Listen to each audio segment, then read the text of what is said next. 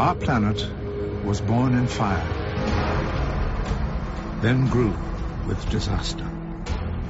Yet even then the elements of life were present. Water was soon present on the surface.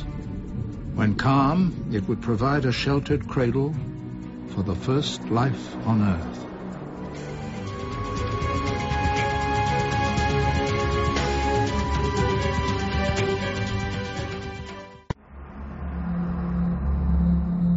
Four and a half billion years ago, the Earth was a very different world. Under layers of thick gaseous clouds was a planet still hot from its birth, with an atmosphere both dense and crushing. The early planet was probably only a tenth of the size that it is today. But it was to grow, and that chance and violent growth would prove crucial to life's history and to what we are today.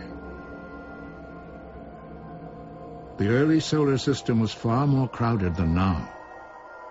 Where today the four inner planets orbit, 4.5 billion years ago were scores of smaller planets orbiting the sun.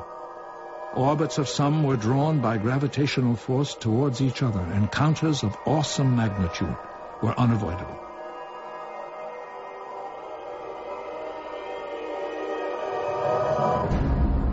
The force and heat of those collisions melted the rock, but gravity would hold the two together and then weld them into one. With each collision, the planet would grow larger.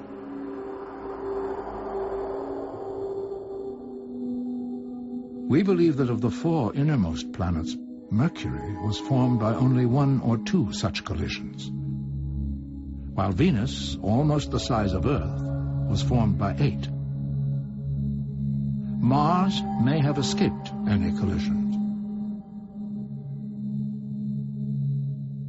But Earth grew largest, perhaps from as many as 10 impacts.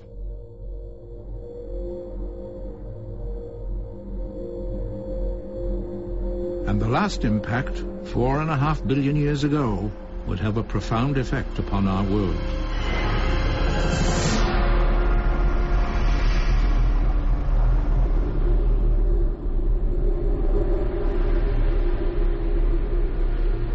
The giant body crashed into the center of the planet and gave Earth its iron core.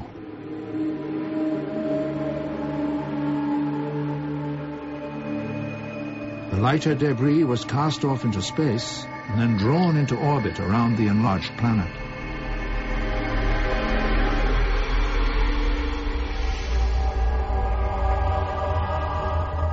For some millions of years, the Earth had rings like the planet Saturn.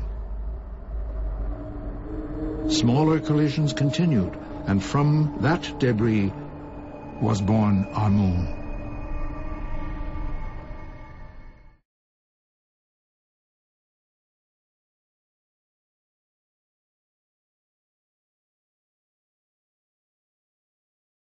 At the Earth's center is a massive ball of iron, known as the core. An outer core of molten iron swirls around it. Next is the mantle, slow-moving, hot rock, 1,800 miles thick. In contrast, the crust, the part we live on, is thin. In fact, it's broken into pieces called plates.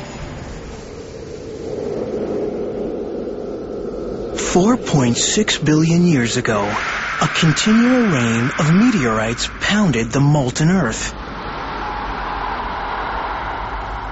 Each strike brought with it more rock, making our planet bigger and scattering metals over the surface.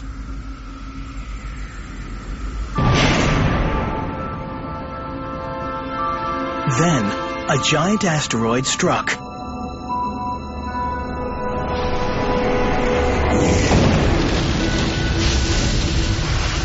Its massive iron core didn't stop on the surface.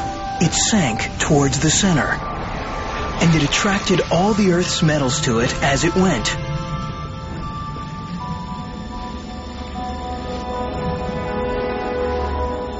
The asteroid's lighter, rocky debris went spinning around the Earth.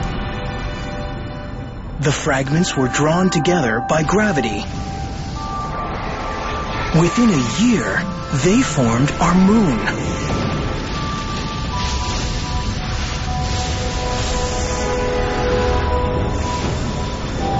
That's why the moon has no metal at its core. And it's why metal is rare in the Earth's crust. It arrived much later, in meteorites from outer space. If we want much more metal, we must go to the Earth's core. It's made mostly of iron and nickel, but 1% is gold. That may not sound like much, but the core is so vast that its gold could cover all the land on Earth, knee-deep.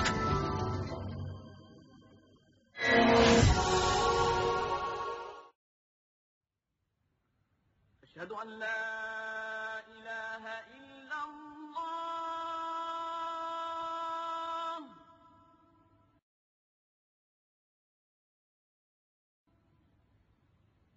أشهد أن محمد رسول